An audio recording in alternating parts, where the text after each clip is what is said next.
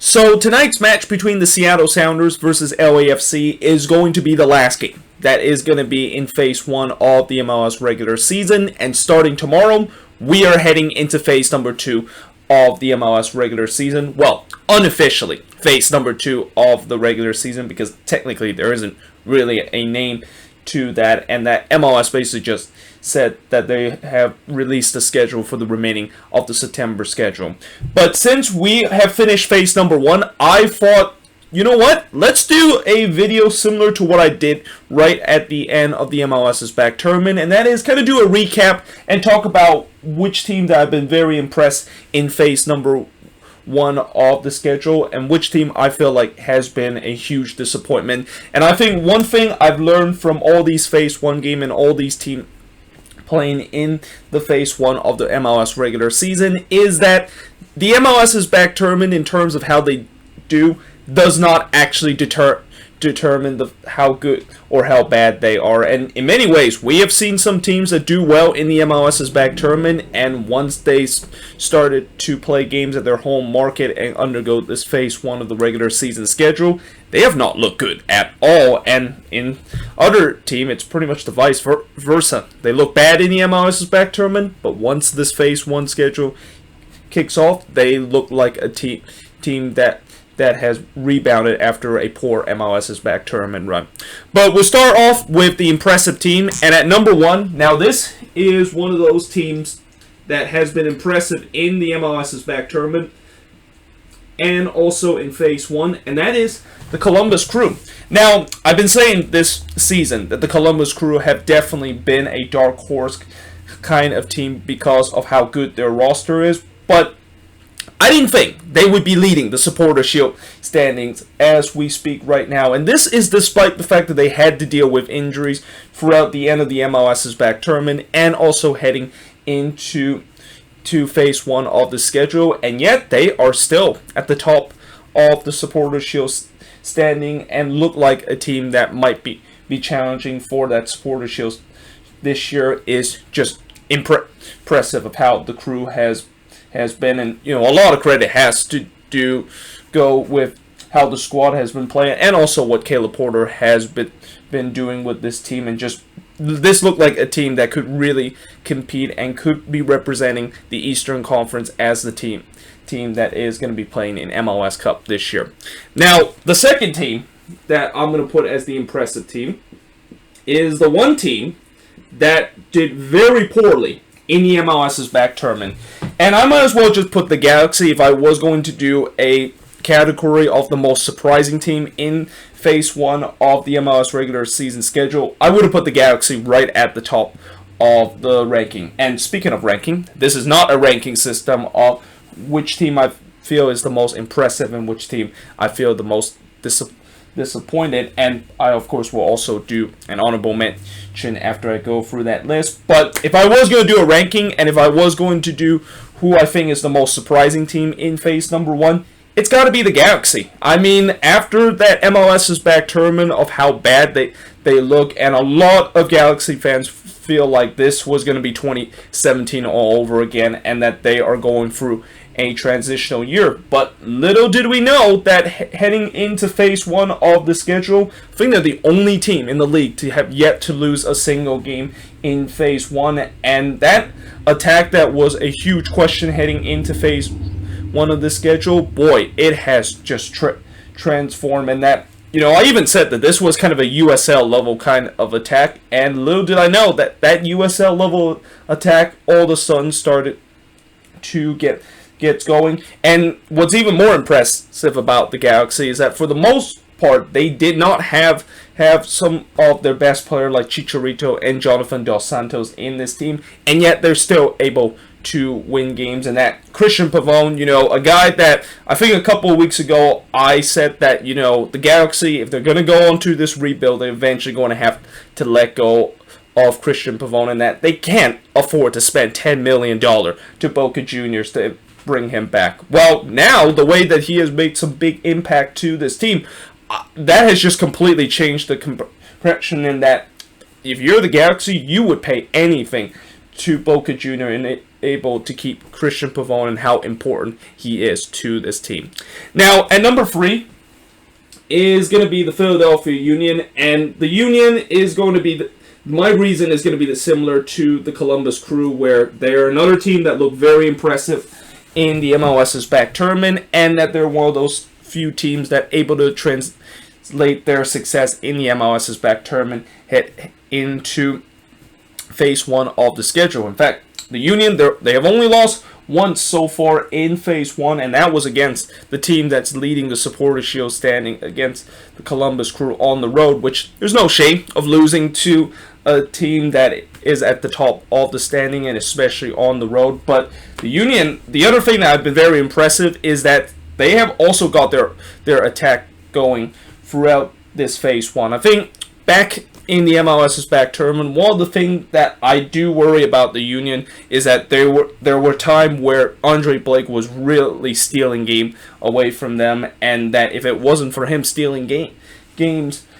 in the game that they were playing in the MLS's back tournament, I didn't think the Union would have done very well. Well, finally, it seemed like the attack has finally got going ever since they gone into this phase number 1 of the schedule, and they have looked even more impressive than they have when they were in the MLS's back tournament, and literally are in the second position and challenging the Columbus Crew in terms of that Supporters' Shield standings. Now, at number 4, I am going to say Nashville. Now, this is one of the 2 teams that did not participate in the MLS's back tournament, and this is one of the 2 teams that have played the most game out of anybody in phase 1 of the schedule. But the reason why I put Nashville up there is that, remember how this team in the first 2 games, where a lot of people were kind of questioning if they're going to make the playoffs, and that there are a lot of people kind of question about how in the world is this team going to actually score enough goals to win games. Well, you know, right now when you look at phase 1, yes, there are times where they still struggle in terms of scoring goals, and that they, of course, are still looking to find that true goal scorer that is going to be banging them the goals, which they hope that their recent signing Hyundai Cadets can do exactly that. But what I've been impressed about Nashville is that they're on a 4-game unbeaten run, and that if you would have told me all the way back in March that somehow up until this point they're going to have a 4-game unbeaten run like that, and that there's going to be one game where they've been able to score 4 goals past Atlanta, yeah, I would think you are just incredibly crazy. And that not only the fact that it's clear that this team's strong point is the defense and the midfield, but I feel like in these last couple of games, they're started to kind of figure out in terms of the attack. And if they can continue to figure it out on the attack, and you know, I don't expect them to, of course, score 4 goals like they did against Atlanta, and that was probably their peak moment that they had. But if they can consistently do well in terms of scoring goals, and they look to have a good defensive record as they have shown in their time in their inaugural year, this could really be a very dangerous team. And that, you know, I'll tell you what, I've been impressed of how Nashville has taking now the next step of what a lot of expansion teams usually don't get, maybe until the 2nd or 3rd year, and that is they started to finally found that groove and started to find that winning kind of feeling to get themselves into the playoffs. Now, at number 5,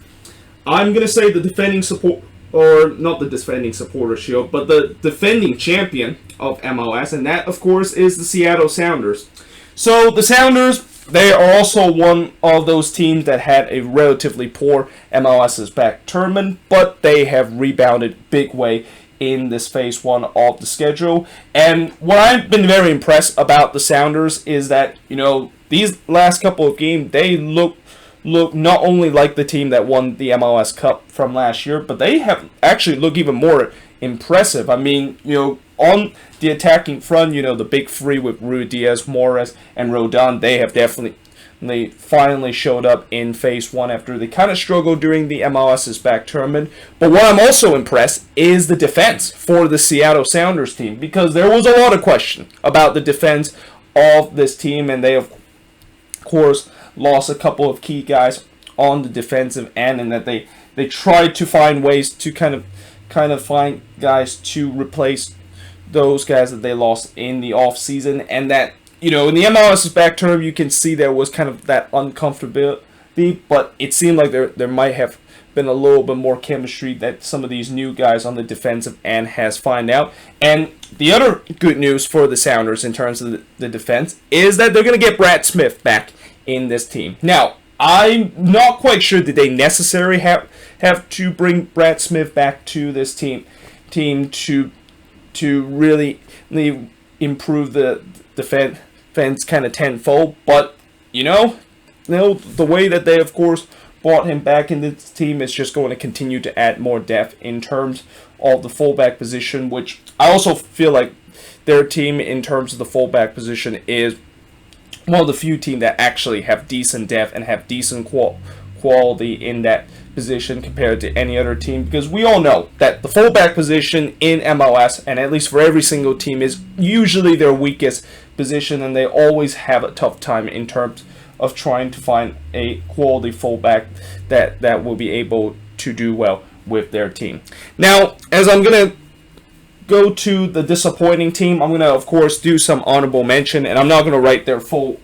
name, but instead just kind of write their initial. First honorable mention is going to be NYCFC. You know, yes, they kind of started a little bit poorly in phase one of the schedule, but they of course rebound themselves, and that at time it seemed like Ronnie Delia has kind of figured out this team, and that this team did go on a 3-game winning run. Although my biggest question about NYCFC is that now that they're probably not going to have Maxi Morales for these next couple of games, or if they're even going to have Maxi Morales back to his very best, how is this NYCFC team is going to look like? The other team, honorable mention, I will say, is Toronto FC. And yes, I know they've been playing some very easy opponent throughout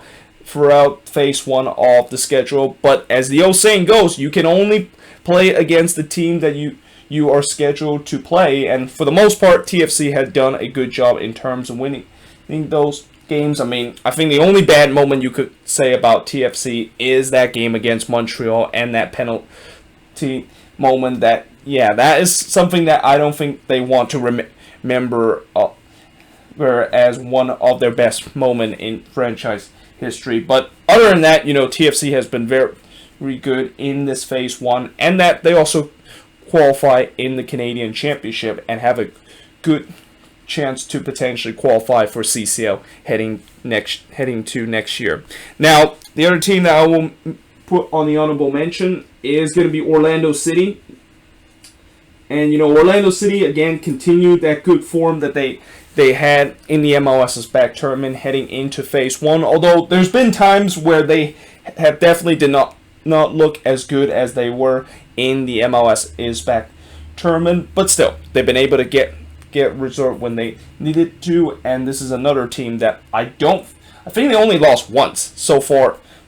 in phase one of the schedule, and this was all the way back when they were playing against Inter Miami on the road to start the phase one of the schedule, and that unfortunately they're going to always remember as the team that gave up the first ever victory to Inter Miami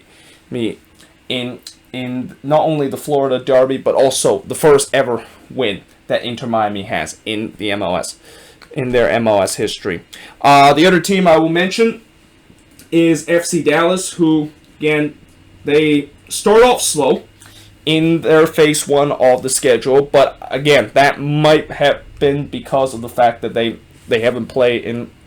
6 months and that they need to get into a rhythm, and as soon as they found their rhythm, they look like a team that is on the up in the Western Conference. And then the other team that I'll mention in the honorable mention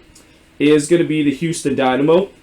Actually, I said earlier that I wasn't going to write the full name of all these teams, and I end up writing the full name of it instead of writing the initial. But yeah, the Dynamo has been impressive with the way that they're kind of like the Galaxy, where they had a poor tournament in the MLS's back tournament, but it seemed like Tab Ramos have finally figured out this team, and that they kind of gone through a bit of a good run during phase one of the schedule by winning 3 games in a row. Now, heading into the disappointing category of this phase one. And the first team that I'm going to mention as the most disappointing team, or one of the most disappointing team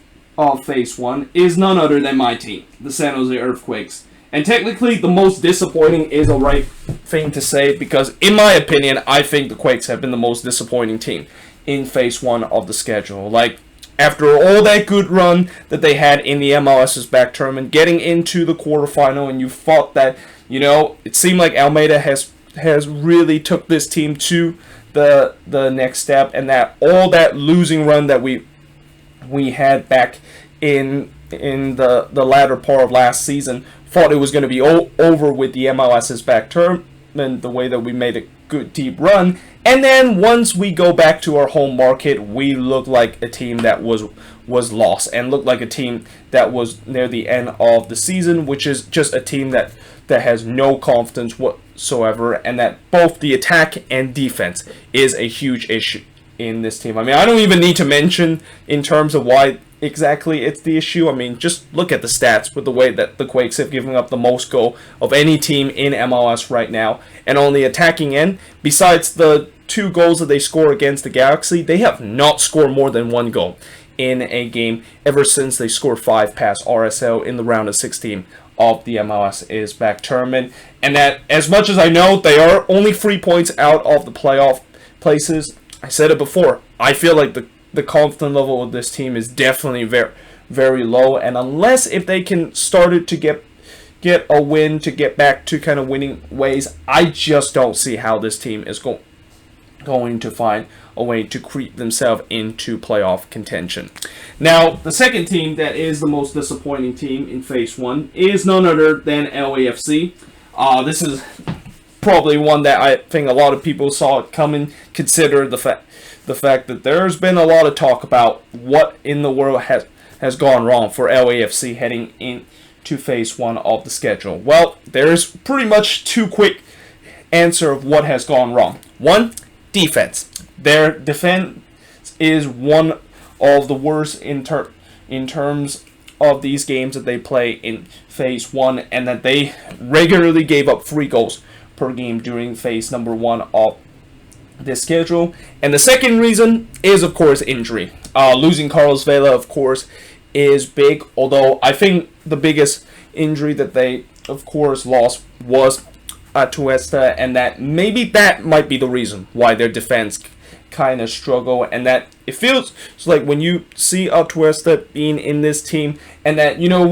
we knew that he was definitely a vital part in terms of this team, because he can really sweep up a defensive back line of LAFC that is definitely not as good as previous year. Well, if you remove him in the category, yeah, that's when that back line just gets completely exposed. And be interesting to see now that he's back healthy, whether or not if that defense is going to be a lot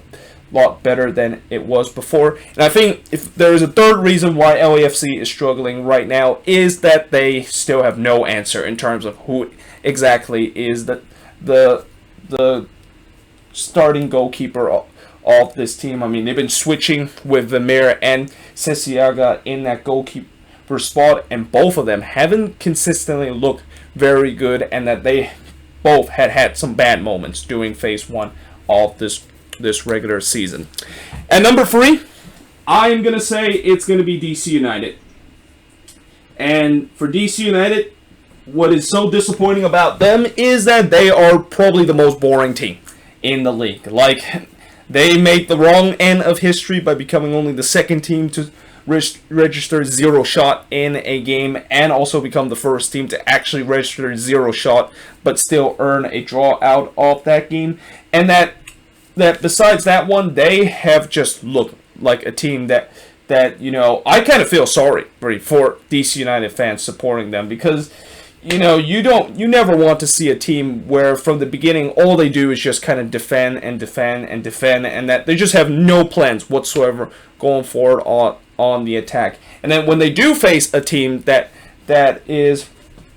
has some decent attacking power, and that their defense, although on paper it showed that this is a decent defense with the way that they haven't given up a lot of goals in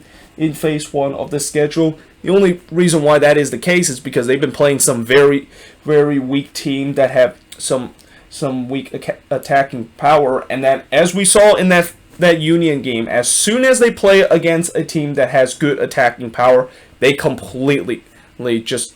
capitulate in terms of the defensive end and just shipped it 4 goals in that game. So yeah, this is definitely a rough time to be a DC United fan, and obviously injuries play a lot to do with it because a lot of their attacking pieces has pretty much have season-ending injury, but it still doesn't excuse the fact that this team, again,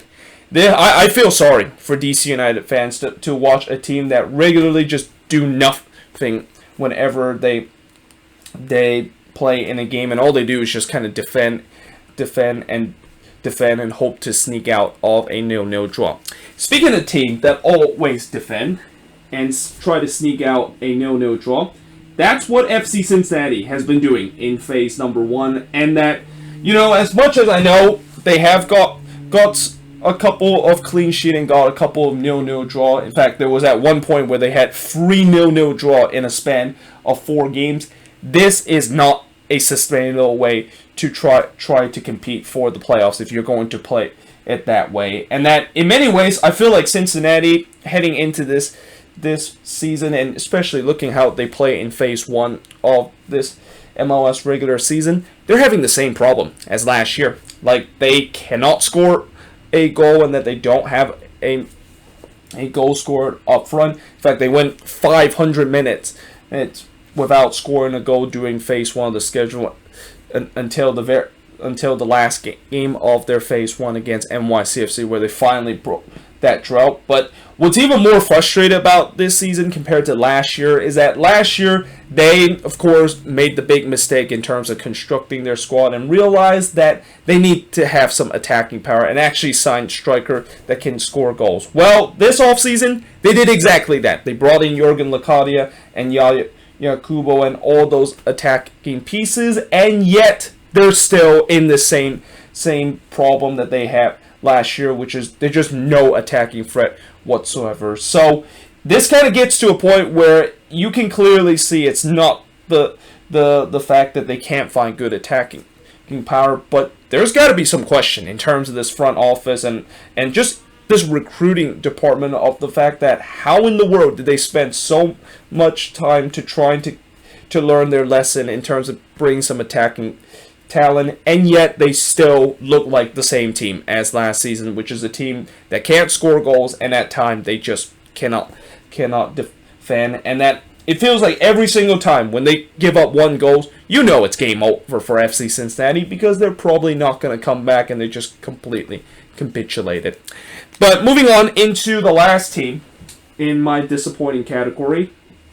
and this one might be a surprise because the Portland Timbers, who is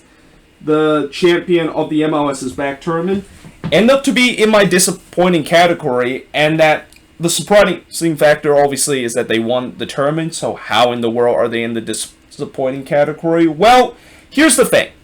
Back in the MLS's back tournament, when they won that tournament, well, it was definitely another silverware for Timbers fans to celebrate, and that they thought that maybe this was kind of the turning point, and that they kind of moved away from that bad run that they had in the beginning of the season and also in the latter part of last season. Yeah, no. Heading into phase 1, they're back in that same bad run that they had in the beginning of the season. And some of the things that I think the Timbers had problem with, we kind of saw in the MLS's back tournament. Because while in the MLS's back tournament, for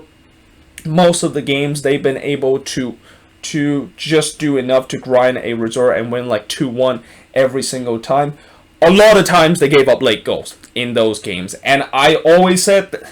during that tournament that they cannot afford to just always give up late goals like that and just hang on for dear life in the last couple of minutes, because there's going to be a case where if they try to do that, it's going to come back to bite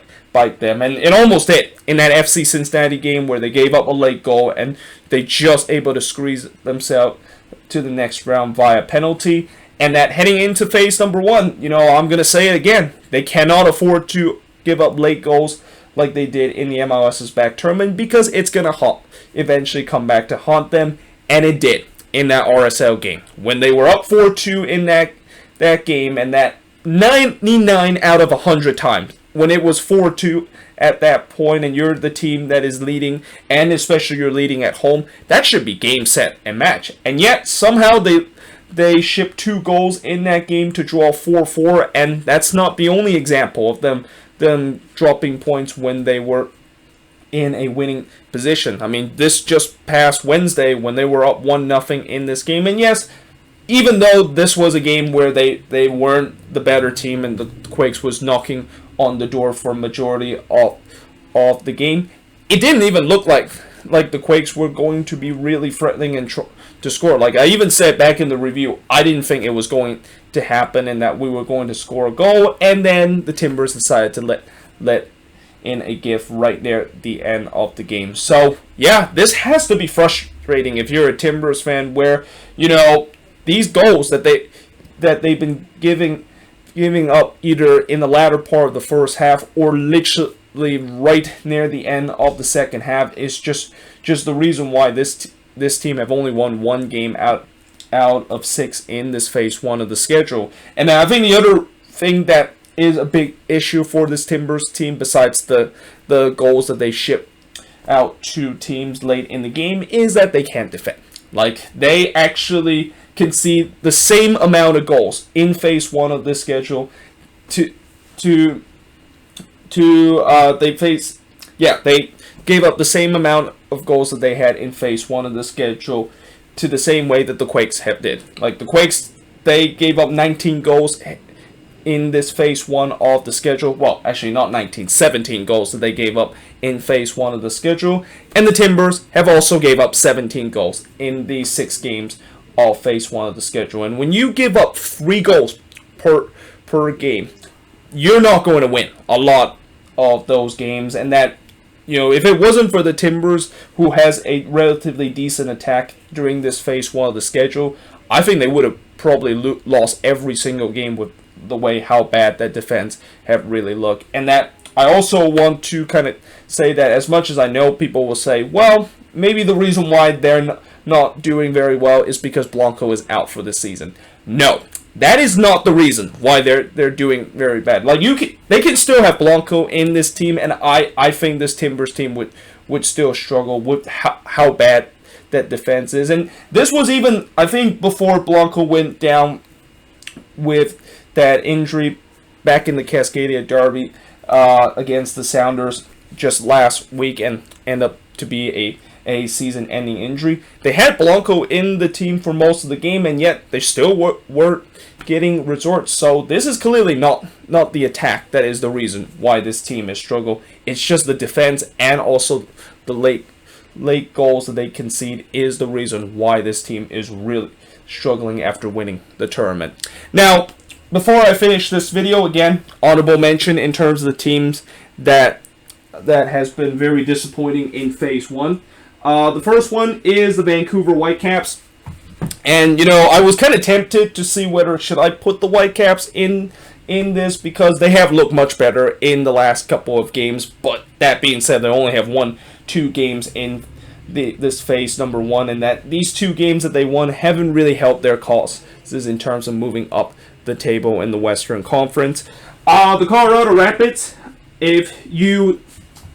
do not include that 5-0 win against RSL, which looks more and more like a fluke win after that 4-1 loss that they suffered against Dallas in the last game, yeah, they have really struggled, and that they also went through a stretch where they had the longest winless run in MLS, and that I was really comparing that to kind of what happened last season when they got off to just such a horrible start to the season and had that really long winless run and dig themselves in the hole, and whether if this is going to be the same case again. And that, again, even though I thought that 5-0 victory, which, as I said, it was kind of a fluke win that the Rapids had against RSO, and I thought that was maybe a turning point, that Dallas game clearly showed that it was definitely not a turning point, and they're still in this kind of bad run that they've been in ever since the season, of course, was postponed. The other team I'm going to put is the Chicago Fire, and technically I should have put this team as one of the 5 disappointing teams, because the Fire, even though, as I said many times with the way that they've been inconsistent, they've actually been inconsistently bad in this phase one of the schedule, with them only winning one game this season, and that when they are in an inconsistent form, either they lose games or they actually draw games. And if you're inconsistent in that way, yeah, you're not going to pick up a lot of points if you're going to be inconsistent by drawing games in one game and then losing at the very next one. The other team that I'll mention as the disappointment is the New York Red Bulls. Again, they definitely find their stride in the last game against DC United, and that they did get that lucky win against NYCFC. But for the most part, the Red Bulls have been pretty disappointing with the way that they are kind of in this transitional period, and that they kind of are similar to what DC United is right now, which is a team that is not a very fun team to watch and just struggle in terms of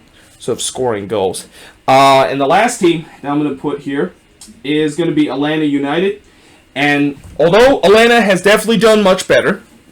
in terms of probably the worst team in the MLS's back tournament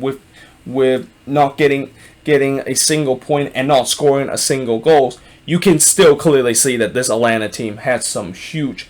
issue, and that issue that they had back in the MLS's back tournament, which is a team that just cannot score goals, it is still there. And even when they tried to desperately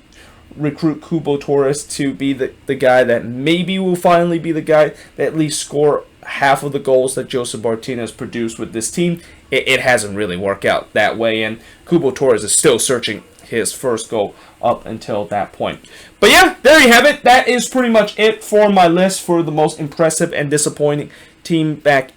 in phase one of this MLS regular season schedule. Let me know in the comments below, what do you think of this list, and if you of course agree or disagree with this list, let me know in the comments below. But yeah, hope you guys enjoyed this video, and I will see you guys next time.